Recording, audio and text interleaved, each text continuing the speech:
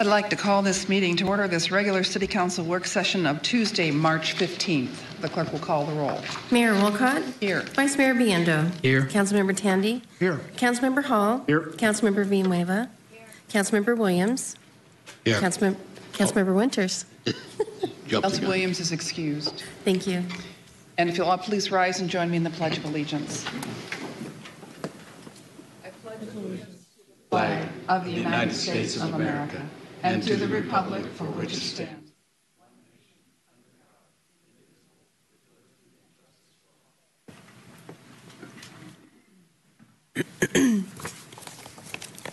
All right, we have an agenda that we'll get right into it with the first item then. Presentation and discussion with the President and CEO of the Greater Phoenix Economic Council, that's GPEC, Chris Camacho, providing an update on their new organizational 3-year strategic plan.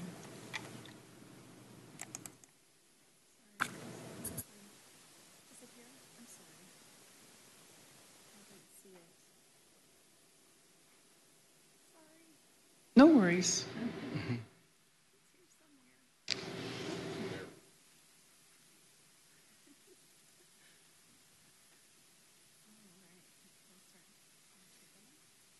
Thank you so much, Mayor and Council. Good afternoon.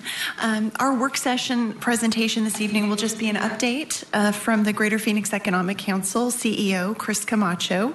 As many of you are aware, Surprise is an inaugural community member of the Greater Phoenix Economic Council. It was started in 1989 and today remains one of the strongest and longest lasting economic development public-private partnerships in the country.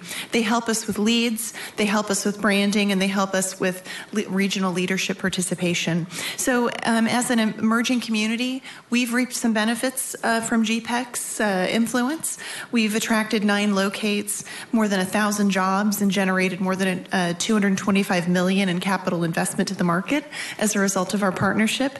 And it's my pleasure to introduce Chris Camacho. He is the President and CEO, and tonight he is telling us all about the new 3-year strategic plan, and it's a crucial initiative. And as they roll out their strategic plan, it's important for all of us to understand how we can play a role to bring jobs as the West Valley and to Surprise. So at this time, please join me in welcoming Chris Camacho to the podium. Thank you, Janine. Thank you. Welcome, Chris. Mayor and Council, thank you very much for having me this evening. It's a pleasure to be here. They even lightened the traffic for me on the way out, which was very favorable. Thank you.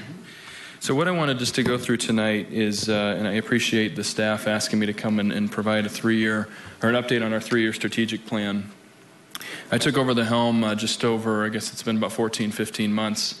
And we're moving aggressively into a new strategic plan that not only reinforces the work that we've done historically on your behalf with 22 other cities in this region operating as a metropolitan market. So companies are constantly analyzing, like never before, how they want to place headcount and put strategic capital to work. So we have to operate as a region and compete as a region and then look inward at those opportunities in terms of securing our current bases of industry so that we continue to grow industry in our current environment as well. So what I'm going to do today, and I'll be brief because I know you have a lot on your agenda, but just walk you through the process and walk you through some of the findings that we've had. We took a very engaged, a very strong engagement process to developing this 3-year plan. So you'll see that just what's referenced here, we had a meeting of our board to set the initial strategic vision of the outline of our strategic plan, and then interviewed a number of important community stakeholders as well as our regional mayors, had staff input, economic developer, leadership input in the formation of this plan. So as I walk through, this wasn't a top-down plan that was developed or designed, but rather on the inverse, it was a very inclusive process for, again, mayors, community leaders, economic development professionals, and community leaders at large to support our overall operational mission. So you'll see that our mission statement is before you here. Really, the only change we made was adding the GROW provision, which is attracting and growing quality businesses and advocating for the region's competitiveness. So to give you some history, we spent a lot of time on the business attraction front because that drives not only direct tax impact but quality jobs to the respective market. We manage the brand strategy for the region, so instead of having 23 cities investing in individual brand strategies to bring industry, we unify those efforts and really are targeting industry by industry. So industries like advanced manufacturing, biomedical, biopharma, to many other sectors like information communication technologies, healthcare, and the like. And we have narrowed targets towards industry, and we do so by selling community assets collectively as opposed to having you do so individually. So in terms of the top-line vision statements for this market, our region's poised to becoming a leading innovation economy, competing on value and not solely on cost. So this is something very important to me. We're a very large market. We're the 10th, arguably the 11th largest market in the country by size of our economy and population, generally speaking. And what we continue to do is advance the economic dialogue such that this isn't just about job growth. It's about the types of jobs we're creating. So a lot of the research and analytical work that we're doing is to ensure that, again, our mayors, our councils, our community leaders that drive our economic strategy recognize the importance of growing quality jobs and systemically changing this reliance on growth industries to drive our economic position, and that's really important. Also, the next 3 years will be solidifying our region's brand as a place where companies go to scale and grow to scale, creating quality jobs. We will align to become a 21st century economic development model that doesn't just focus on attracting new jobs, but attracting higher wage quality jobs in advanced industries that diversify our economic base. At the same time, and I could give you a lot of examples, but the Surprise Economic Development Team is one of the most aggressive in this region. And on behalf of your staff, your team is out there working, obviously showcasing the brand of the City of Surprise. And we've supported them in a number of strategies and specifically projects that they've lured to the market. And we've been the business case value proposition support team to help drive projects to this respective market. And then lastly is, in really increasing our value to our stakeholders. And this is something as well that as I took over the helm and have spent 8 years with the organization, we're continuously providing ways that we can provide additional value beyond the business development transaction. That's easy for council to measure the overall impact when you have a locate come to your jurisdiction, but also the way that those work. When a company comes to a nearby community, your residents are going to work at that particular location, and those dollars are trading within the sub-region, within the region, not just parochially within your own city geography. So just to give you a visual depiction of where we're headed, the tip of the spear, the tip of the pyramid continues to be business attraction, and that's very specific targeting of very specific industries in very specific markets with the intent of yielding certain types of jobs. Last year, our high wage job output of our projects yielded 67,000 average wage, whereas the bottom or the foundation or the bedrock of our work is constantly assessing our competitive position on things like labor throughput in our community college network, our four-year institutions, the STEM integration as it relates to our K-12 system. Increasingly, companies are analyzing our tax and our regulatory position, but they're also focusing on our workforce position. So we obviously have a leadership role in articulating that vision and message back to legislature and also the regional mayors as well. So let me just talk a little bit about breaking down how we're going to get there. A focus of GPEC continues to be attraction, and that's predominantly in attracting scalable enterprises to the market. Some of the strategies that I mentioned earlier really mirror the targeted outreach that the City of Surprise team specifically has identified. Industries like advanced manufacturing, energy, the biomedical sector, aerospace and defense, microelectronics, and other sectors, manufacturing, logistics, mission-critical aerospace. These are all high value-added, high productive industries. And our role is constantly creating competitive value propositions against places like Denver, against Salt Lake City, against Seattle, and other areas that have high concentrations of these companies. And in addition, our focus is continuing down the path of foreign direct investment. So just dating back to 2006, we had 1% of our prospect activity tied to foreign direct investment. That means foreign companies considering placing headcount and capital into the metropolitan Phoenix region. Today, we're sitting at just under 20% of our total cumulative prospect pipeline is from international origin. And I know the city here has been very aggressively pursuing Canadian investment, and I applaud you for doing so. Canada is by far our strongest opportunity, predominantly Eastern Canada and Toronto and Montreal. And so we're going to continue to not only celebrate brand awareness, but work on transactional capacity of particular industries in the Toronto region. Next is refining our consultative model, and that's really the specialized knowledge and expertise we bring to a conversation. So it's companies don't just come to the market. Many people wonder how companies actually decide to move to a particular market. So Iris, as an example, that placed their headquarters in manufacturing here in the city. There was a number of states at one time in competition for that particular project. They're measuring things like how can they get the injection molding product into the final market. So there's transportation costs, there's tax considerations, there's operating environment considerations, regulatory considerations, labor considerations, access considerations, community considerations. All of those aspects are what we support your community in building the value proposition specifically against these competitor regions. Next is engaging targeted audiences through digital platforms. So we're reinventing our website as the world has become much more digital. Companies no longer just pick up the phone and call us anymore. They're doing a tremendous amount of data analysis, visiting our website, understanding the various levels of data that exist against other markets. And so we're having to qualify more of the data sets before they even are calling us or we're calling them. They're using much more of a data portal to access information about our market.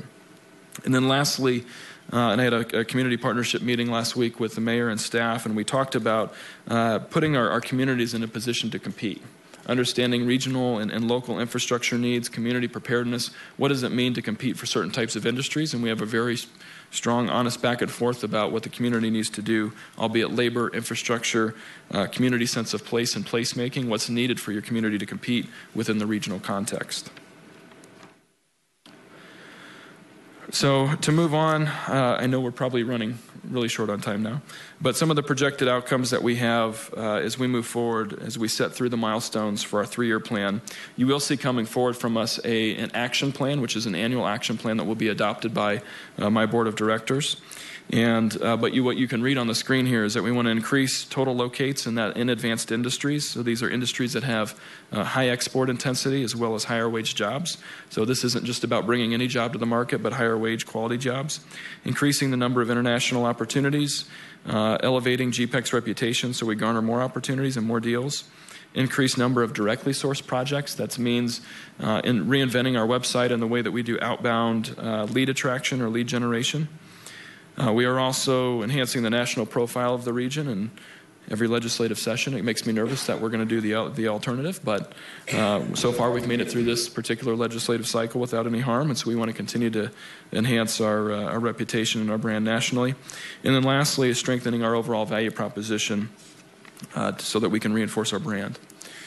So what I'll finish with these last few slides, we do have a pretty vast competitiveness agenda as well, and this is really what we've become known for in the market as well. So we deploy a regional market intelligence system. We'll be launching our most recent iteration or analysis on the microelectronics sector as it relates to the health of that sector in this region, following up on an aerospace and defense report we produced 2 years ago and a software and information communication technology assessment we did a year ago.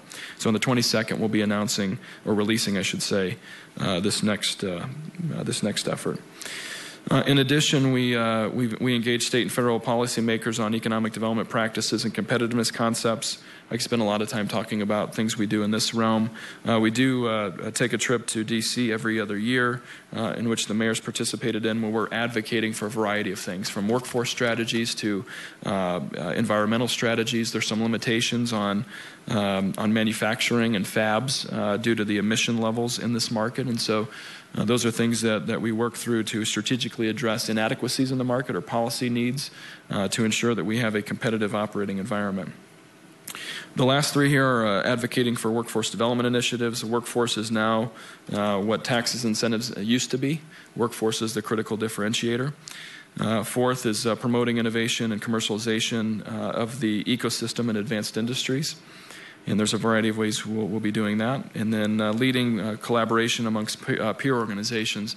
So I've been doing a lot of work with Centra, who's the new president and CEO of Westmark, and working very actively with her on a variety of workforce strategies that's a sub-regional strategy for the West Valley. That's everything from assessing the labor analytics position of this market and also the workforce development strategy needs that are industry-led. And those are things that we'll continue to embark upon in partnership with Westmark. So in terms of competitiveness outcomes, we obviously want to make this the best market possible for advanced industries. And so there's a variety of things that we'll continue to embark upon, but specifically we want to establish innovation partnerships that drive new intellectual property, commercialization of new technologies. This can't be just a market that we recruit our success. When 80% of your jobs come from the local base, we must continue to elevate the types of jobs that are being created from that local base. So when we talk about systemizing the innovation ecosystem, that's ensuring that we're providing proper resources and guidance to a variety of the incubators and accelerators that exist in this market. Because, again, we're a very diluted market relative to density. So around this region, there's a lot of innovation occurring, but that lack of density doesn't forge kind of the incidental contact that must exist across these specific innovators. So there's a variety of things that we'll continue to do in that regard. So our last slide here, and then I'll open up for questions or comments, is measuring our success. So today's metrics, as you see, 1 through 8 these are board-adopted metrics. We go out to 3 third-party economists, and we as these third-party economists, they project out the macro-level job creation that's going to occur in the metropolitan MSA. And then what we do is we work with them in terms of a 5-year rolling number of averages of performance against these top-line metrics. They make a recommendation to my GPEC Next committee, and then ultimately these measures are set each year. So within the 3-year strategic plan, we have kind of a guidepost plan, and then our action plan will dictate the specific measures. So in any given year, we'll have to assist with a certain level of net new jobs, high-wage jobs, and those obviously spur a certain level of net new payroll, as well as qualified projects, both international and domestically, and then editorial placements really tied to our earned media brand position. So we're a strong metric organization, and we're currently in a July through June fiscal year. So I'm happy to report as we've gone through this fiscal year, we're sitting now at 31 projects year to date, 31 companies that have located in this region. And I spent a lot of time in the West Valley with the West Valley cities in terms of how do we create a better balance with the East Valley and Central Phoenix in terms of transactional capacity and what drives that.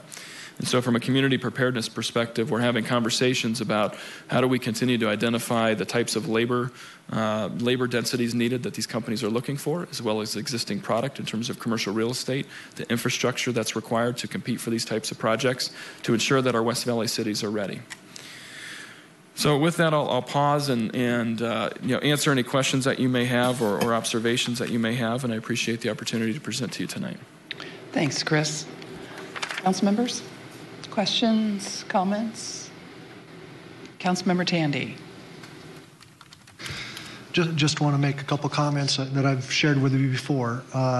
One of the number one things, at least in my district, and I think probably surprise-wide, is I hear jobs are important, and it's one of the number one things, and that's why I supported growing our economic development staff.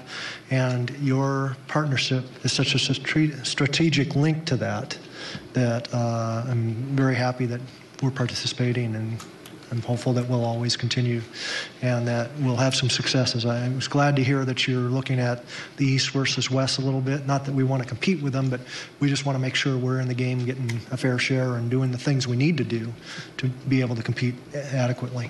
So thanks for your help. Mm-hmm. Thank you.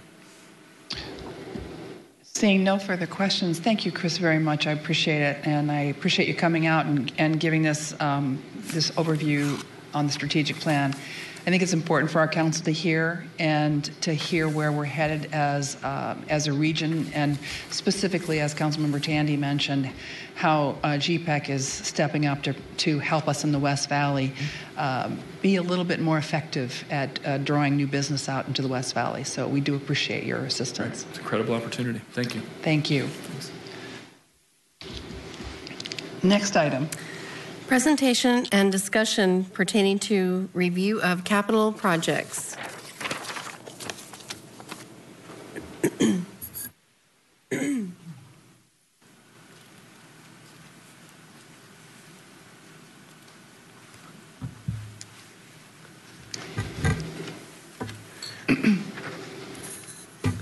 Good evening, Lindsay.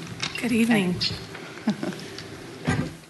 So we have for you this evening the continuing saga of our fiscal year 2017 budget discussions with the capital projects looking at transportation and general government. So I'll turn it over to Jared. Thank you, Lindsay. Jared. Good evening, Madam Chair, members of the council. Last week, or 2 weeks ago, it seems like just a week ago, we talked about our number one priority on our capital budget for the upcoming year, maintaining assets and infrastructure. We identified about $12 million in need for fiscal year 2017. We also talked about the possibility of having to dedicate all general fund savings, highway user revenue, HERF savings, as well as our contracting sales tax, general capital, and transportation improvement portions towards this effort. So with that, what we're going to do now is we're going to start going through some of the other categories of projects and discuss some various things with them. What we're going to look at doing is identify and prioritize our capital projects. This will be an ongoing process. Right now we have a staff prioritized list, but we're also going to hit on our capital improvement exploratory committee suggestions, recommendations that came through. We're also going to determine our capital projects that will be funded in fiscal year 2017. We'll need to finalize that by June 6th. If we don't finalize it, we can always adopt contingent amounts, and we can return later as a contingency adjustment through council to put those in the projects that we want to fund. We're looking to create a multi-year plan with funding priorities. And what we're looking to do is answer the questions: where are we going to spend that next available dollar?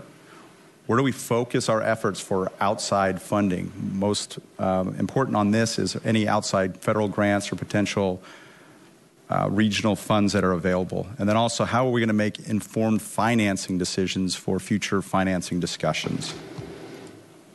So tonight's focus, we're going to be talking a little bit generally about project scopes, and then we're going to go through some category definitions specifically for transportation and general government tonight. We'll be looking at public safety and parks and recreation in a few weeks, and then we'll finish with utilities on April 19th, I believe.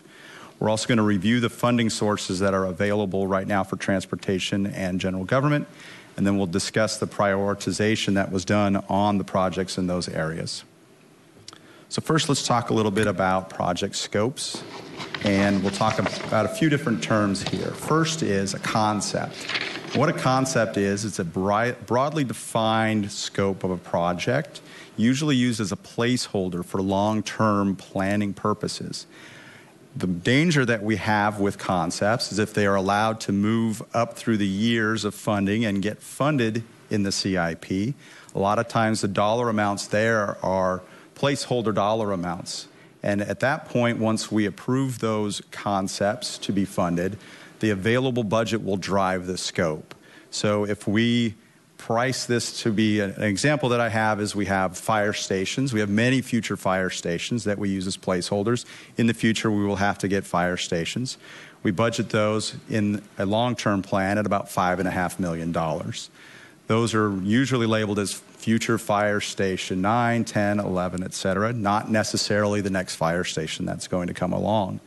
We also have a fire station called Fire Station 308 that is specifically located down near our south plant and is priced at $5.7 million because we know the location, we know site specifics about the project, the scope is more defined, the equipment is known. So because of that, we can create a more correct or a more accurate budget for that project. So that's kind of the difference between a concept and a project. A project will have a more specifically defined scope, and then we develop the budget based on what that scope is, rather than having just a placeholder number for a future discussion. The other thing with projects is because they have a defined scope, it helps us to identify eligible funding sources. The most important thing here is really the discussions we have about development impact fees and how much development impact fees can pay for a certain project. So if you were to ask me a community park, how much impact fees could go towards a community park, If that's a concept of a community park, I would have to say approximately 25 to maybe 30% of that project. If the community park is more well-defined as far as how many acres it has, the types of amenities that are in it, I can give you a more specific dollar amount of what would be eligible for impact fees. So you can see kind of the difference between a concept that would be used for a planning purposes for long range and a project which would be more specific and more ready for funding. We would like to see concepts in year 3 and beyond possibly in our multi-year plans and projects in the first 2 years. There's no reason why you can't have a project in the outer years. It's just if you're going to spend the time and resources to fully develop a scope, it's best to use it on those projects that are going to be funded in the near future. The last category I have here is a design project. I didn't want to put shovel-ready project. That's kind of a federal term, and I didn't really feel like using that term. But a design project is a shovel-ready project. It's largely been designed or planned, and the reason why I say planned here is not all of our projects are what you would consider a construction project. For instance, we have an ERP system, the Enterprise Resource Planning Project, which I should know what that means because I've been working a lot on that. That is the new financial software that we're bringing in. That doesn't necessarily have a design, but certainly has a plan that has to be put in place before you can think about funding it. So that's why you have the design or plan that's largely completed. These are ready for construction or implementation now, and these are ideal for pursuing outside funding. A lot of federal transportation funding works best if you have a shovel-ready project or a project that has a large amount of its design completed already. A lot of what we'll be talking about, since we mentioned earlier that a lot of our current capital funding is being dedicated for the use of asset replacement, vehicle replacement, and for pavement preservation, what are the types of things we can do now to help us look for outside funding or get prepared for the future? A lot of that is getting our projects through this process where they get from a concept to a project. And for those that we want to look for outside funding for, we move those to design phase and get the design done and under our belt so that we can have something in hand to look for that outside funding. So with that, we'll move on to transportation. The definition for transportation was pretty easy for me to find. I went out to the strategic plan and I copied and pasted it here. It's to develop an efficient, cost-effective, multimodal transportation system that provides connectivity to the region, ease of movement into, within, and out of Surprise, and supports a high standard of community life. Generally, we have projects that are roadway projects, median projects, lighting, landscaping, and transit projects. Sources of funding for transportation. Traditionally, we've used transportation improvement, construction sales tax, public works development impact fees, most specifically for traffic signals and for intelligent transportation system projects. We also have roads of regional significance development impact fees and 163rd Avenue development impact fees. These are impact fees for roadways that are really outside of Special Planning Area 1, so they're to the north and to the west of what is most of the projects you're going to see on our list are not. In fact, all of the projects on our list that you'll see here in a minute are not eligible for those development impact fees. Portions of them may be eligible for public works development impact fees if they have an intelligent transportation system or a traffic signal component. Again, as we move projects from concepts to a project that has a fully developed scope, we get a better idea of how much we can use these development impact fees on these projects. The indirect revenues that we've used in the past for transportation were savings from the general fund and from the highway user revenue fund. On that second slide, I showed you that we're going to be dedicating most of those savings this year to our asset vehicle and pavement preservation efforts. Outside revenue for transportation is potentially extensive, especially in the regional and federal fund area. We also have the potential for developer reimbursements for certain arterial projects. The developer reimbursements, though, may have a timing issue where we might have to build the project first before we receive those reimbursements. The outside funding available, there's a veritable alphabet soup of different funding areas. We have the Public Transportation Fund, which is also known as Prop 400. Within Prop 400, you've got MAG, you've got TIF, you've got all sorts of other acronyms. Mostly it's different ways of getting at the Prop 400 public transportation funding. We also have some grant programs from the federal government, transportation investment, generating economic recovery, also known as TIGER grants. We also have the job access reverse commute, also known as JARC. Both of those are used, mainly the last one is used quite a bit for transit projects. So to kind of sum up the funding in the transportation area, the direct revenues are limited. Either they're being dedicated, as in the case of transportation improvement, for other purposes, pavement preservation, or there are impact fees that really are outside of the priority projects that we're going to be looking at here in a minute. Indirect revenues are shared with other areas. Again, general fund, highway user revenue funds, those savings are going to be dedicated largely for the purposes of our asset vehicle and pavement preservation. And finally, outside revenues, I say here, could benefit from some design work. So back to the conversation we had a minute ago of the concept project and the design project. If we focus the resources that we have on designing some of these priority projects, they would prepare them for future consideration for outside funding. I've got here in front of you the top 10 projects totaling just under $20 million. Now, we have a prioritized list of over 50 projects, but with the limited resources we're going to have available, we're going to focus on the top 10 projects. The number one project you see there is one that we've had a lot of public outreach on, putting together the scope for the Bullard Avenue project. That currently sits at a city share of $1 million, almost $1.1 million. Right now, we've funded $220,000. Council approved that a couple of meetings ago. We are actively seeking outside funding for this project. The total cost of this project is estimated at just about $2.7 million. We've already identified about $1.6 million in outside funding. We're actively looking for additional outside funding to close the gap on that project. The next project is really a continuation of a project funded this year by council. The sidewalks on Reams, there's an additional $51,100 that was planned to be funded in fiscal year 17. There's some federal funds that are tied to this project. The project is underway. I won't steal the thunder from our project management folks that will be doing an update here in a few minutes. Next, we have the Civic Center Parkway. This project sat in the CIP at almost $3.9 million. There have been some discussions with ongoing settlement of potentially accelerating Civic Center Parkway, but a phase one approach. So at $850,000, you'd get 2 lanes in each direction with the sidewalk, curb gutter, and landscaping, along with a 8-inch sewer line.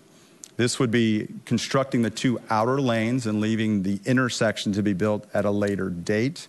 Of the $850,000, about $300,000 would be for the sewer line, and the funds for that would come from the sewer utility. The next on the list, we have Litchfield Road, and you'll notice that it has an asterisk and is highlighted. Litchfield Road at number 4, Greenway Road at number 6, Reams Road at number 8, and Waddell at number 9 were all included as part of the recommendations from the Capital Improvement Exploratory Committee. The Litchfield Road was on their $50 million recommendation. Greenway and Reams were on the $60 million. I'm sorry. Actually, Litchfield and Greenway were both on the $50 million recommendation. Reams was on the $60 million and the $75 million included Waddell, and you'll actually see that Waddell was recommended. There were 2 sections of Waddell that were recommended. This section here from Loop 303 to Saraval at $1.6 million. On our next slide, you'll see the second half of that project. That did not get prioritized in the top 10 by staff, mostly because of a lot of what you're seeing here is driven by arterial capacity and which projects will increase our arterial capacity the most. So these projects were deemed to have the greatest impact on our arterial capacity, and that is why you see them here. And when we get to the next slide, you'll see Civic Center Parkway. We have a few items to discuss here. First, Civic Center Parkway, this would be the second half of phase 2 of Civic Center Parkway, about $3 million. We will have to go back and revise this scope and also the cost of this based on what happens with phase 1. If we go forward with phase 1, we will then go back, revisit this phase 2 of Civic Center Parkway and revise both the scope and the budget for that item. The second here you see is Waddell Road. This was the second half of that Waddell project that was recommended by the Capital Improvement Exploratory Committee. Then we have two projects that, as I mentioned, the staff focus was on arterial capacity. Where that prioritization falls down is where do you get our landscaping or lighting improvements that aren't connected to an arterial capacity project. So any of the median gaps that we have or any lighting or landscaping gaps that we have, they fall short on the prioritization that was done by staff, mainly because we were looking at arterial capacity. So we'd be looking at council to help us put those into the prioritization so that we can properly put those in. The final item we have on there is transit bus purchases. So this is a new capital improvement project that we have not had before. This is the purchase of 9 buses, the schedule of which would be beginning in next fiscal year. So there needs to be a conversation with council about what our transit goals are going to be. This project really starts the conversation by putting a project into the capital improvement plan for future bus purchases. This represents 9 bus purchases, which at this time, with various different opportunities out there, this is kind of considered to be sort of the high dollar amount.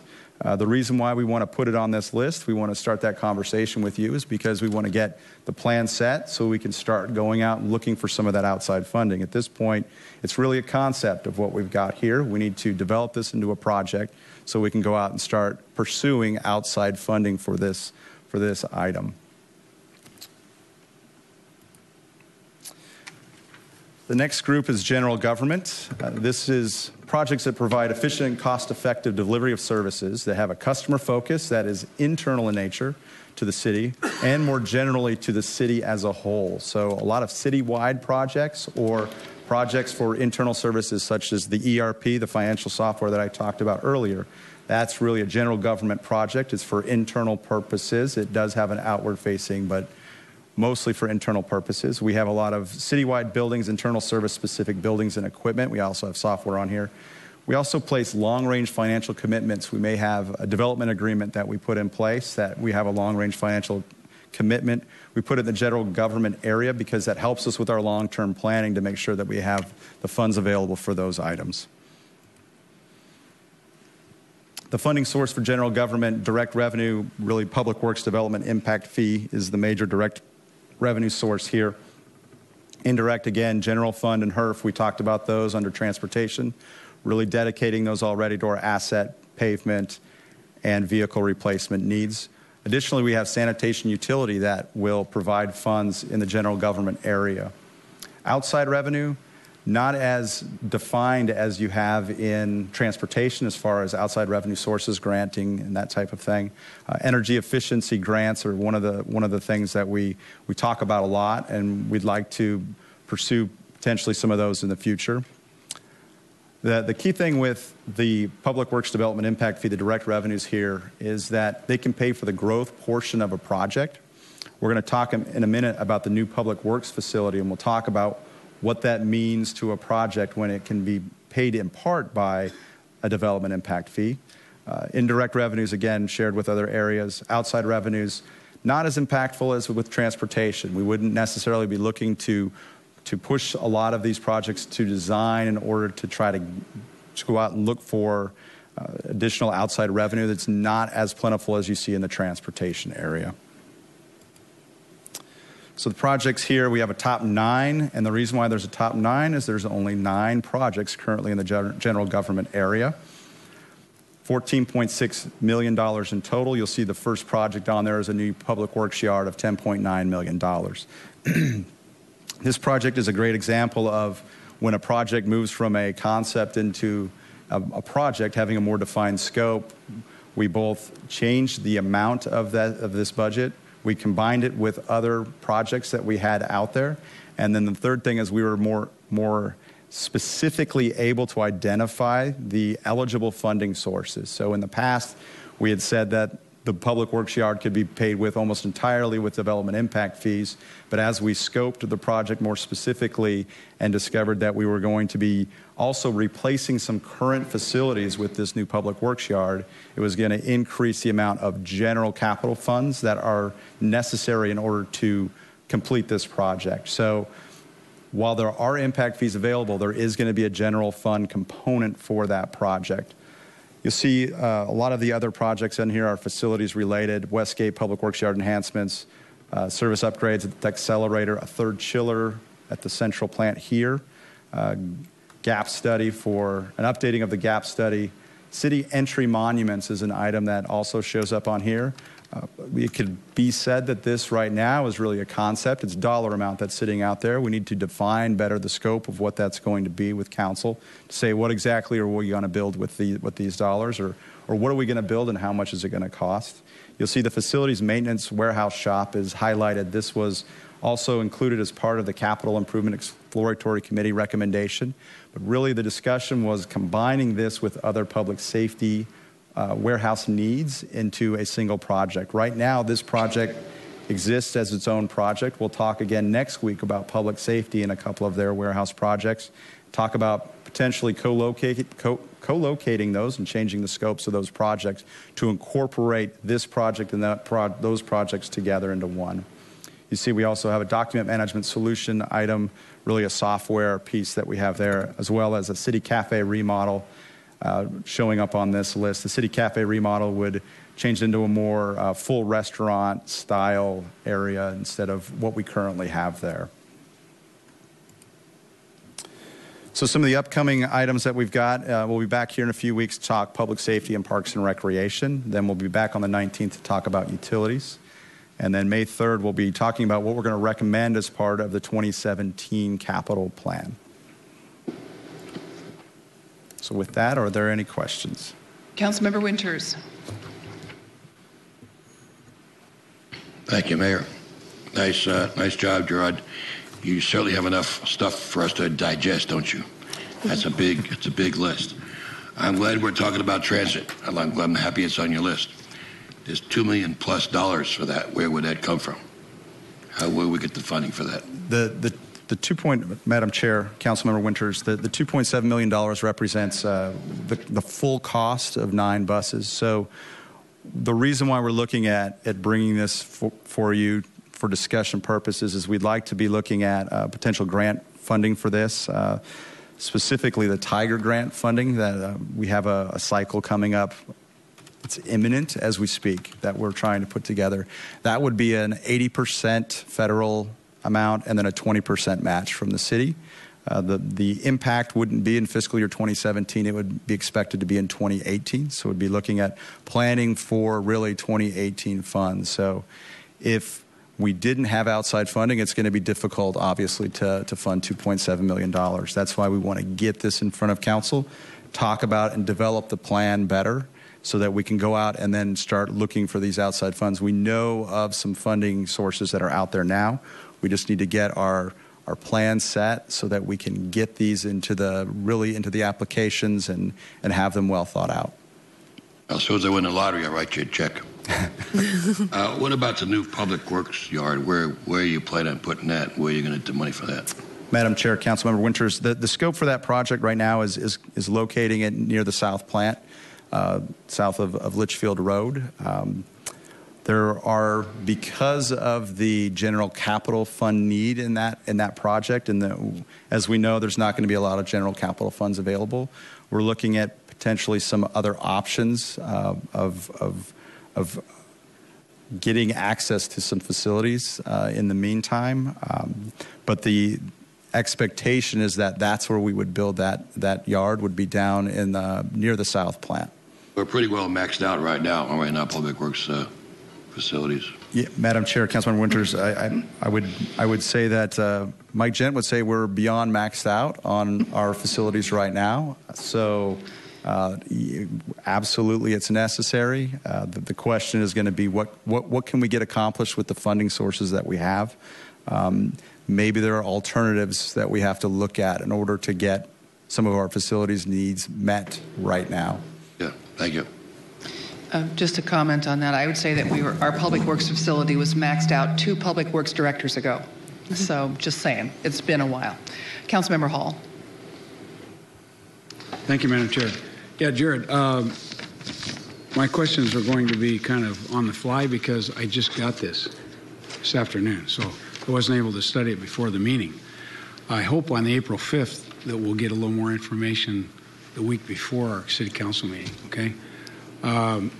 The one question, I mean, one of the things that would be helpful for me is I would like a spreadsheet on source of funds. In other words, where's the money coming from?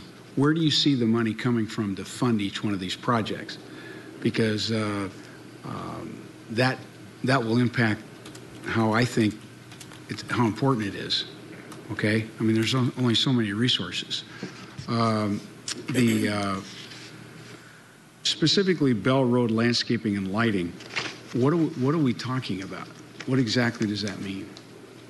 Madam Chair, Councilmember Hall, that is a great example of a concept that was put into the budget many, many, many years ago and has been sitting in the CIP ever since. It certainly needs to be developed a lot more than how it's currently in there. I believe what happened was at one time we had a very large Bell Road project that included redoing the street as well as lighting and landscaping projects all along Bell Road. That project was split out separately from the roadway, and the project was never fully, I would say the scope is not fully developed in order to say what exactly we're going to get. That is a perfect prime example of a concept that needs more development before we look forward to funding that type of project. Okay, if I could give some specific feedback on that, is those lights on Bell Road need maintenance. Before we do a big project, let's just take care of what we got. We got lights that don't work. We got poles that look tired. We got banners that look tired. And so I'm not very proud of the way those lights look. They've got a lot of potential. I'm talking about the lights from here to the western part of our city, you know, out there by Arizona Traditions and all that, those lights. They just, you know, they're not in good shape. So I think before we get to a big capital plan, that we ought to just figure out how to take care of what we got, you know, and make them look better. Anyway, I agree with you on the transit bus purchases. I think there's a lot of grant funding that's available for that. It's the operational piece that we need to work out with Valley Metro. And the mayor and I and Dave Kobeck had a pretty good meeting, I think, with Valley Metro a couple weeks ago to kind of alert them that, you know, we want connectivity, and we just need to figure out what that's going to cost us to make that happen. And the bus purchases are part of it. But I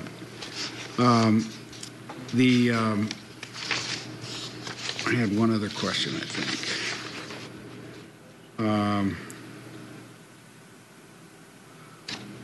Okay, the public works yard we're talking about down by the south plant. Does that so we're talking about land that we already own?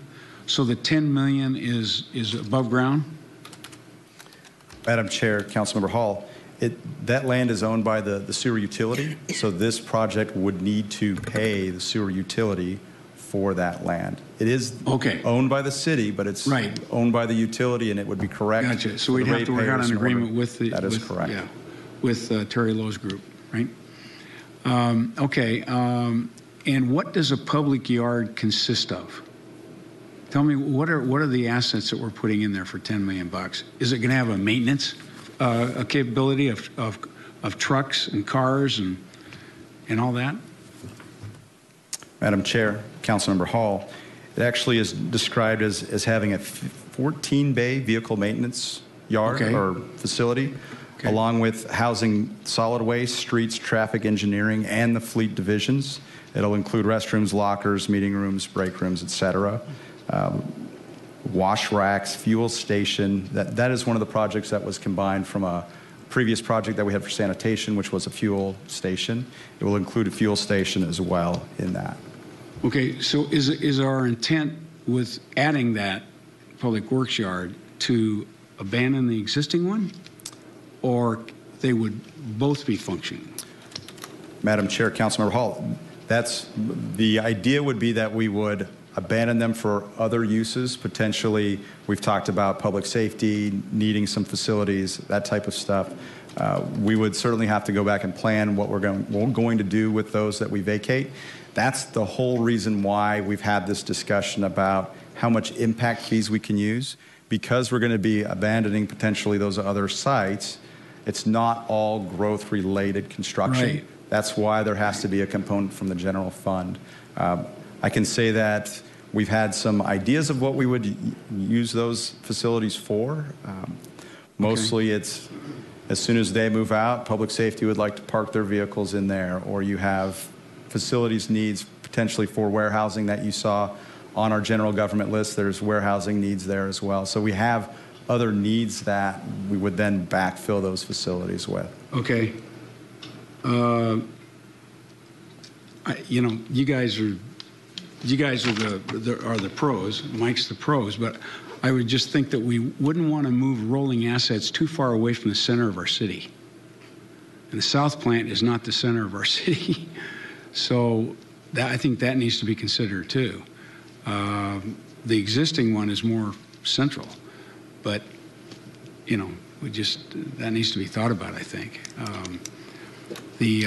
What about the fire station 308? Is that we contemplate the same thing, to execute an agreement with the enterprise fund to use part of that land for the fire station? Madam Chair, Councilmember Hall, that would be correct. We would also need to do the same thing for that. Okay. All right. Well, those are, I think, right now we're really too high level for me. I mean, I get all that, but I think we need to really have that articulated in the presentation, where the funds are going to come from, what are we talking about, concretely, before I can make a decision about or give you feedback on where we should go.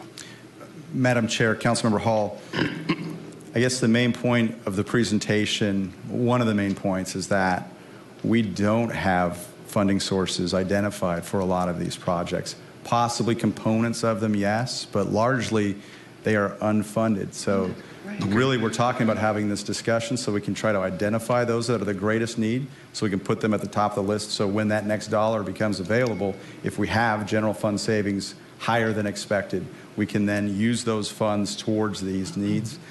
I can understand, for instance, like with the public works yard, you're looking at an $11 million number on this list, but we're potentially looking for maybe $2.3 million in order to get that moved ahead because we have funding for it. So in that case, I certainly can understand the point that you're making about identifying the funding sources. Okay, so really we're talking about maybe going out to the voters and asking them to help us with this, correct? Madam Chair, Councilmember Hall, potentially yes. We're trying to outline all of the different things that we possibly could do. So with transportation, we're really trying to focus on how do we go after those outside funds, how do we position ourselves best to look for these grants, that type of thing. So it's not just geared towards looking for financing, but that's certainly a tool available to the city. Okay. Thank you. Councilwoman Villanueva. Yeah. I have a couple of questions going back to your 8 buses. Is those 8 buses for Maricopa County, or is it for the west side, or is it for us? Madam Chair, Councilmember Villanueva, it's actually 9 buses that we have there. It would depend on the decisions that we make. We're talking about potentially having a circulator route within the city. Certainly that would be just here in the city. We also are talking about connectivity out to the hospital, which could have a regional impact. We're also talking about the potential of going down Grand Avenue as well. Additionally, more regional impact. In those situations where there's additional regional impact, we would be looking for partners along that route to potentially kick in for these routes. At this point, we're putting that number in front of you to say, if we want to get it going, if we were going to pay for it all ourselves, it would be $2.7 million. That's the number we're looking at. From there, we say, yes, here's our plan. This is what our priority is. Then we start going out and saying, okay, here are the regional partners we could possibly look at for funding sources. Here are the outside grant funding sources that we could get to help us pay for this. But for right now, it's identifying the need, how much that need is, and then discussing the plan and which route we want to go. And then after that, we can start identifying where we're going to get the funding for some of these items. Okay, thank you. Councilmember Tandy. Thanks. Kind of tagging on to that, I like the idea because I think at some point in time we're going to need a circulator. And until we get our fair share of bus rapid transit coming all the way through Surprise, that's an interesting idea, connector to get us out to there, so at least we can start accessing it. And I realize that most of the capital costs will be grant funded, 80%.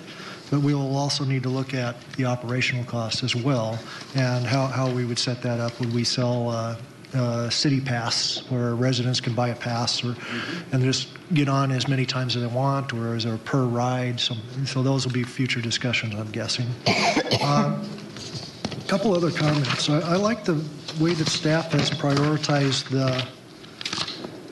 the ability to get through our city, because that's what I'm hearing from the citizens right now is, we want to be able to get through our city with ease.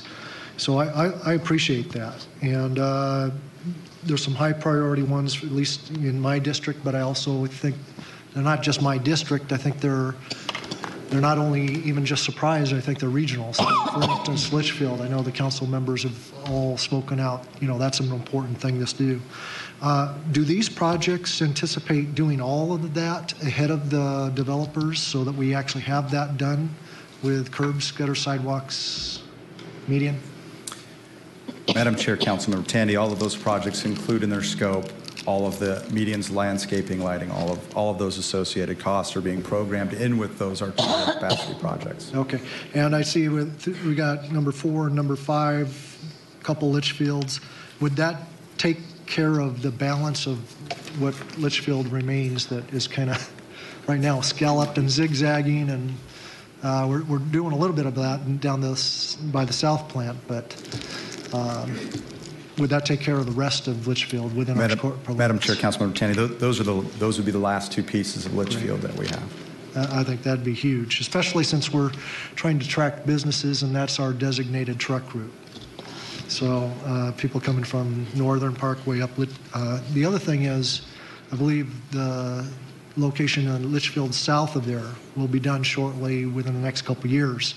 And I'd hate to have them completely done and that vacant land around there and us not have ours done. It would look kind of silly to our residents and quite frankly to our business partners and our prospective business partners. So I think I like that. I also like the look at the roads around 303 that's not in District 6, but I think that's very important for our city for finishing our east-west in our other districts. I believe that has the potential to maybe encourage more businesses to locate near those locations as well. So I appreciate those. A couple things though. I saw it mentioned that near Cactus we're going to go up to the railroad tracks. I also know that we're kind of putting in a request to work with the federal government to go over the railroad tracks eventually, but I think that cost also probably needs to be in here or identified so that I believe it takes a couple of years before we can get approvals to get that done, but I'd hate to be sitting there with the approvals without that last finishing piece to go over the railroad track. And then the last item I'll say on this before one other comment is the medians and right-of-ways landscaping. At $750,000, my guess is that we have quite a bit more need than that with just empty medians and landscaping. I know there's going to be some in a couple weeks. I think Reams Road will start. That's the border between District 3 and District 6. It'll get some treatment with some landscaping. But I think throughout the rest of the city, we've got lots of areas, even some remaining ones potentially in District 6. I'm speaking for District 6. But we really need to look at this as a citywide basis. How do we make the whole city kind of look nice? Because that's our brand, is we look nice, we got nice landscaping, but we got a lot of spots from 10 years ago, quite frankly, that were kind of left undone. So I think that number might need to be bumped up a little bit. But I like this. I did like the comments that Councilmember Hall, I like this as a concept to give us a scope of how the size of this is. And I'm guessing you're getting the head shakes up there, or may get the head shakes to go ahead and work these a little bit more. How much can we anticipate in different funding sources? So what is the net city cost? And of the net city cost, what are our options there? Potentially, how much could we, if we chose to put it before the citizens, and if this is an important enough project, would they be willing to fund it in a different scenario? So I appreciate this. This looks good. Thanks. Vice Mayor Biondo. Thank you, Madam Chair. Yeah, I appreciate the work put into that. Just a couple of things come to mind. I suspect as we go through our discussions, and I think you're getting a sense of it now, some priorities are going to emerge from the priorities, if you know what I mean by that. And I think at that point, then I agree with Councilmember Hall that to the extent that one can, one needs to start sorting out those funding sources for those emerging priorities, if I can call them that. At the same time, I think it's so important what you've done here, it seems to me, is to keep that broad view in place. Because if we don't keep that broad view in place, it seems to me, then one tends to get the fragmentation. I think that would happen with Bell Lighting Landscaping. I think it would, same thing could very well happen with entry monuments. We've got to keep the broad view, otherwise you lose that symmetry, you lose that total branding. So I appreciate the broad view, but then I think we need to start honing in bit by bit on the priorities that start emerging. Mr. Wiggenroth.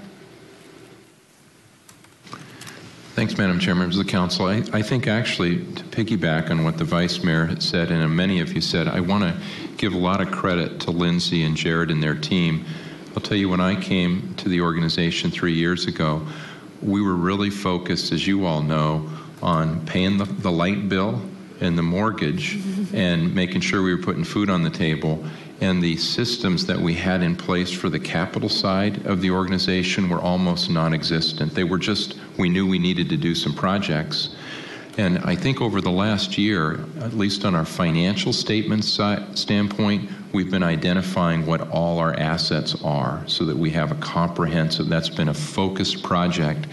Now we're moving that into the budget process. It is still, we're probably at a toddler age right now. What we want to do is try to get to an elite runner point. We still have a ways to go.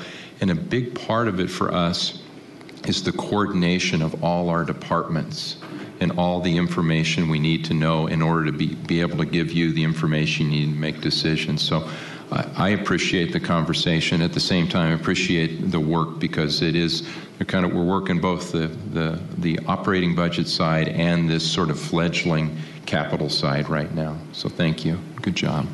It's certainly clear that there are a lot of outstanding unfunded needs, very clear. And it's also an interesting time because, as I had mentioned, and I know Councilmember Hall was part of that conversation that he had mentioned, we've had discussions with Valley Metro on some options, but there will also be ongoing conversations with the MAG Regional Council in terms of reprioritizing and reprogramming funding that was dropped from about 2009 on. There's additional funding available from federal funds that may very well be available that are unused. So there are a variety of pots that are calling for us to have a very strategic plan on how we capitalize on those available funds and make sure that we have the matching funds, especially for outside funding, that we have the appropriate matching funds available. So that may actually drive some of the priority decision making, because if there's outside funding available, then we may actually have to jump a project out of order because it actually helps us capitalize on that assistance.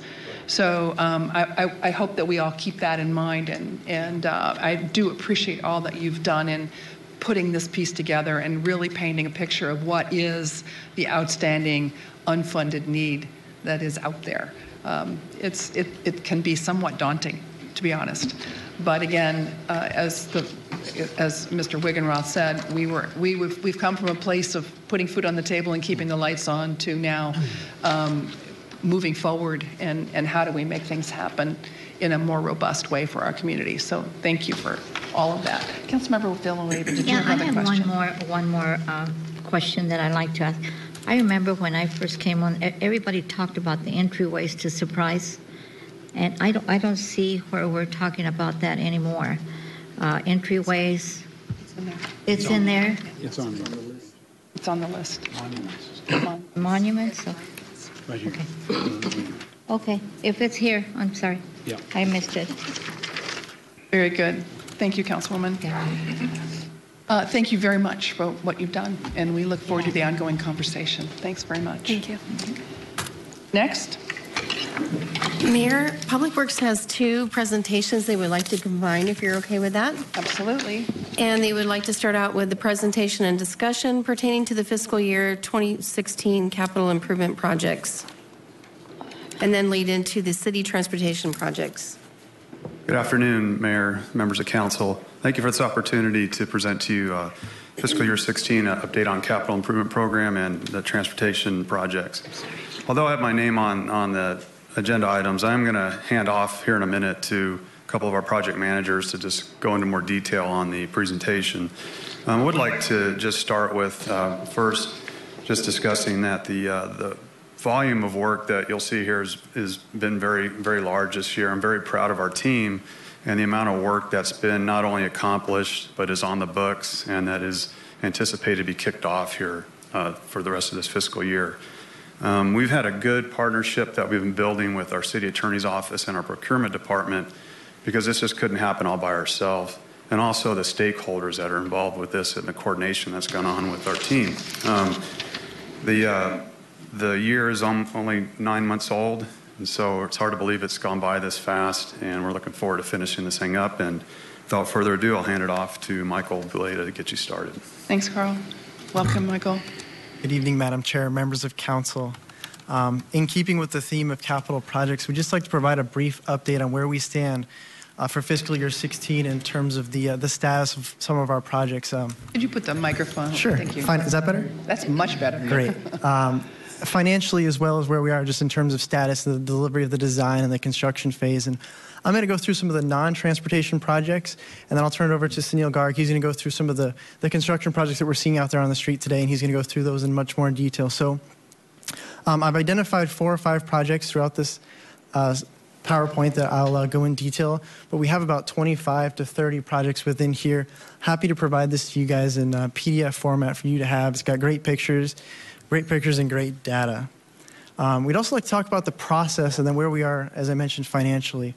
So the process, although the capital improvement program is housed in Public Works, the CIP team has the unique opportunity and privilege to really partner with all of the departments throughout the city to assist them in delivering their capital asset replacement program as well as the capital projects.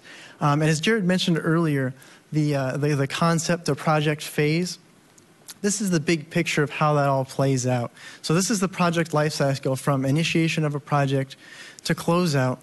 And this process has critical milestones in ensuring the most efficient delivery of the project and also ensuring the most fiscally responsible use of our funding. So now we'll move into some of the specific FY16 projects that we're working on. So one of the projects that's sort of off the radar, lower profile, but extremely critical is the original town site sewer lift station on Greenway Road. This sewer lift station handles all of the wastewater from OTS. It was built in '93 and it sees about 2 million gallons of wastewater a day. So right now we've just finished the design and we'll be going to construction here shortly. That'll be wrapped up this summer.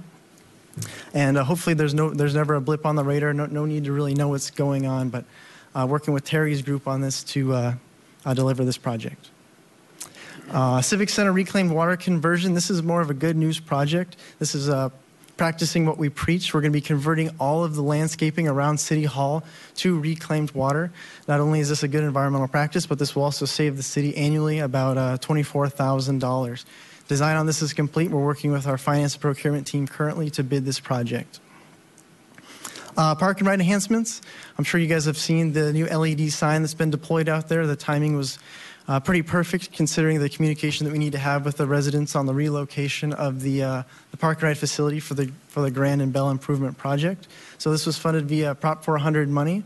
And the only thing we're waiting on to wrap this up is just some of the brickwork.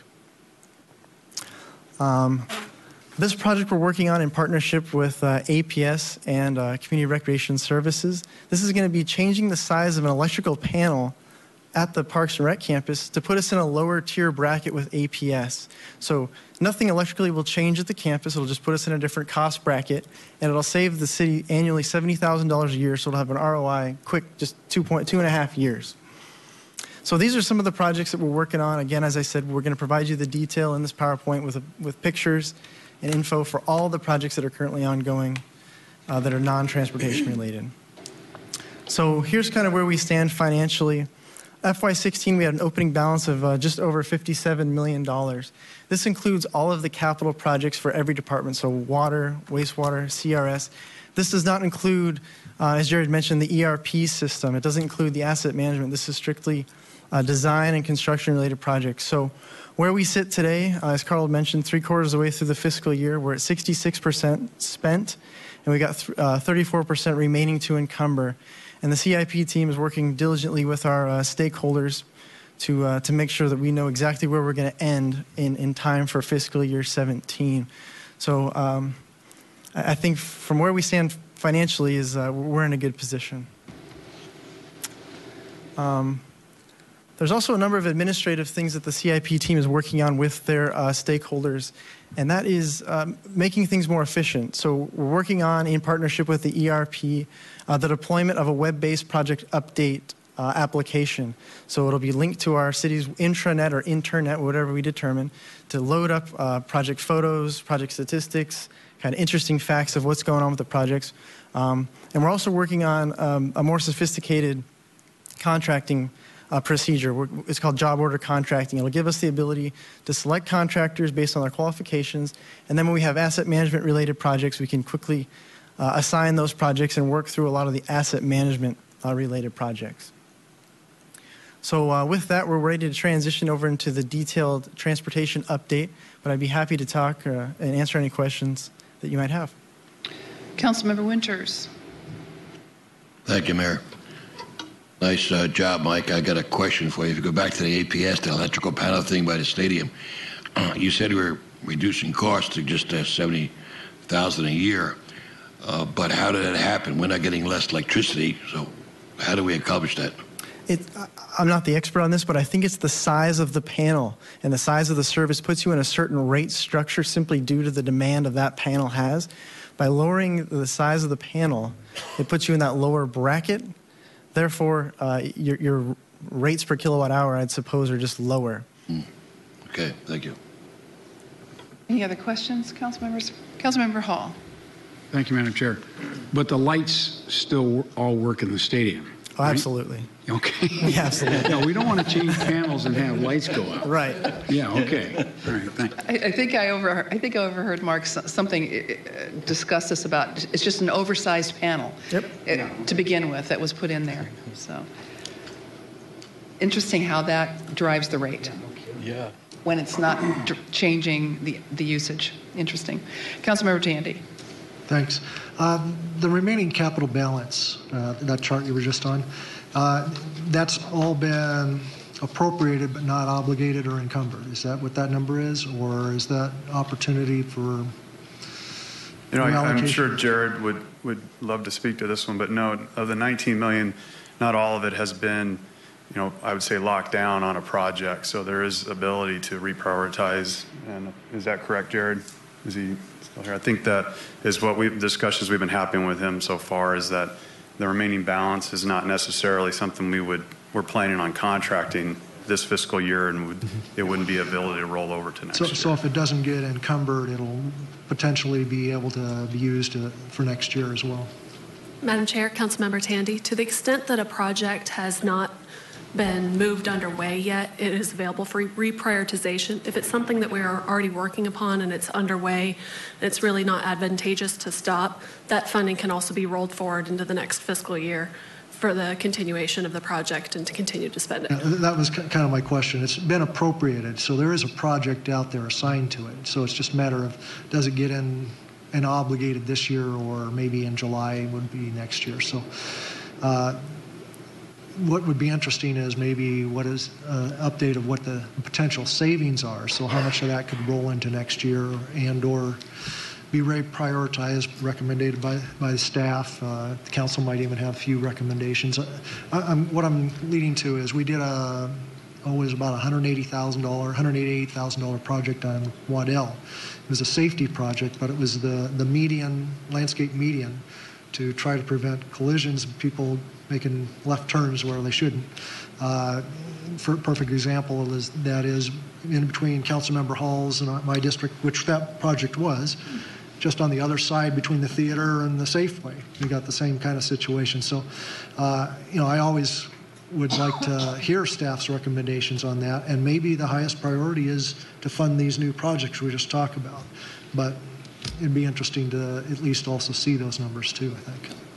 Yeah, Madam Chair, Councilmember Tandy, that's an excellent point to the discussion we just had.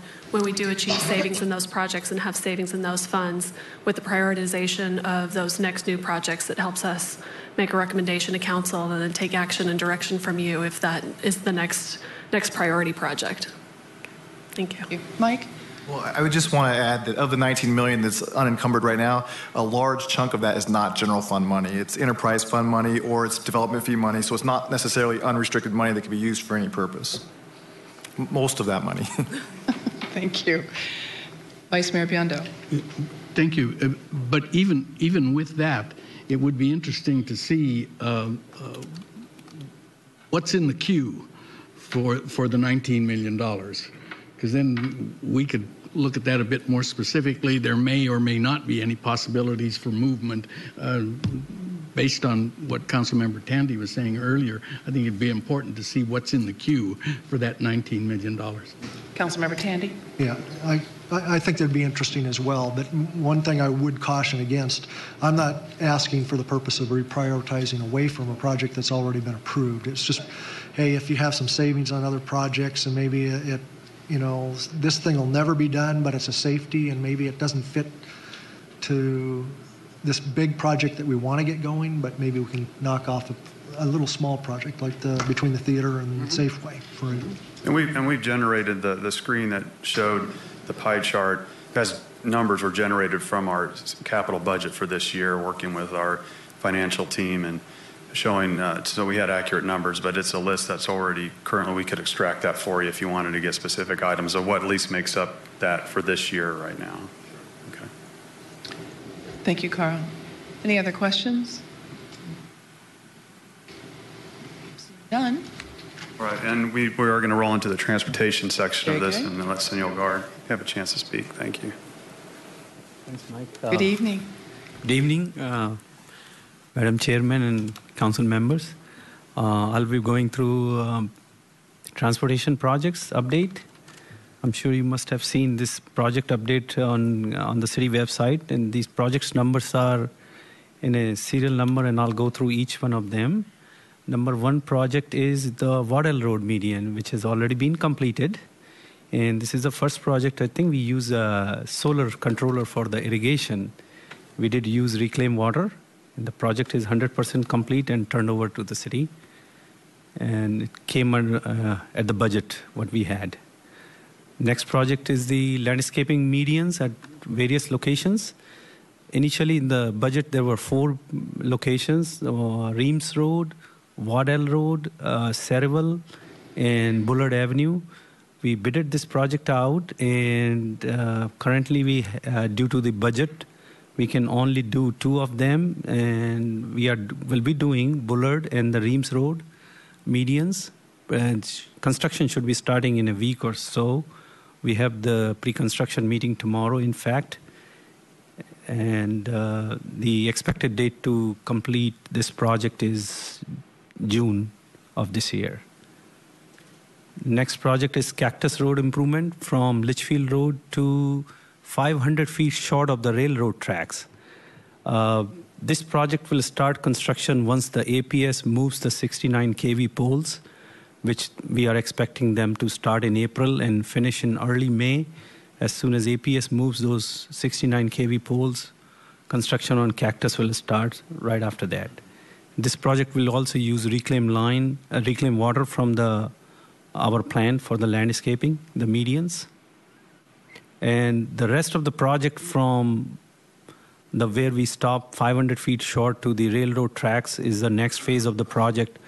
We are working with BNSF right now to move to modify their tracks, which is a long process. We have to go to ACC. It takes almost a year to get that programming complete. The next project is Litchfield Road. I'm sure you all must be seeing the construction going on. Litchfield Road from Cactus going south to Desert Cove. Contractor has already completed half the improvement on the east side of the road. They have moved the traffic on the northbound lanes, and they're working on the west side of the road right now, completing the median and the landscaping. Once they do that, they will be completing all the paving on the east side, which will basically placing the top layer of the roadway. And it is expected they should be doing this thing in April 1st, second week. It should be completed by end of April or even earlier. Depends upon a lot of factors. So far, we are moving right along on this project. This will be again using reclaim line for the irrigation and LED lights for the poles. Next project is Peoria Avenue from Cereval to Reams. This is the south side from Grey Range Parkway to Reams Road. This project was contingent to start after the Lennar project on the north side is complete. Lennar recently finished the project, I think, last week. Once that project is complete, we'll be bidding this project out soon. And we are expecting to start this project construction sometimes in May and June. Next project is this Cactus Road from Bullard to 143rd Avenue. And this is a private developer project when Marley Park is doing this project. Today, as I'm speaking, they were putting the last layer of the asphalt on the lanes, and they're expecting to complete the entire project end of March and first week of April. They already had the poles in the medians, and it looks pretty nice. As in front of my house, too. I can see from my house. Greenway Road, Litchfield to Bullard, you see a lot of progress on that project. They have already taken out the dips, placed the utilities, and construction is 45% complete. It's expected to complete by June. Oh, sorry. While we're on the Greenway Road project, I wanted to add that we are due to the Bell Grand project. There's some pieces of this road that came to council that we're going to have to stay off from until the Bell Grand project's over due to being on the major detour route, and that was really the Litchfield Greenway dip improvements, the mill and overlay in that area, just so that we're not hindering that routing because we couldn't get to it before the full closure happened. But as soon as we can get in there, probably right after the first of the year, when the shopping season's over, we can get in there and re-engage with the contractor that's there right now to finish that work up. Sounds good. Thank you. Thanks, Carl.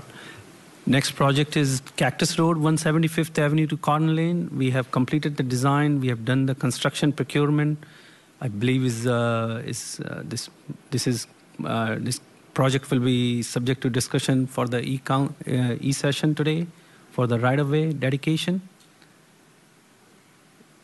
These were some of the projects which were on the city transportation, that map we had. Beside those projects, we have been working on some other projects which are either complete or we are working on, which are not on that list, but I would like to show some of them. We have recently finished the reconstruction of 3 roadways in original town sites, Sunny Lane, Desert Sage, and Jerry Street. We rehabilitated the road totally to take out all the underlying material, which was some places was really soft. We took out all that from the base and built it up back again. So that project was completed in early February. Next project is Dove Valley Parkway. This was a federally funded project. It has been on the books for a long time, and this was one of the projects we exercised the eminent domain. Project was funded by federal funds in the amount of $973,000. Project construction is complete. It was a dust mitigation project, and we completed 2 miles of roadway on this one. Next project is Bell Road Sidewalk. We finally finished this project.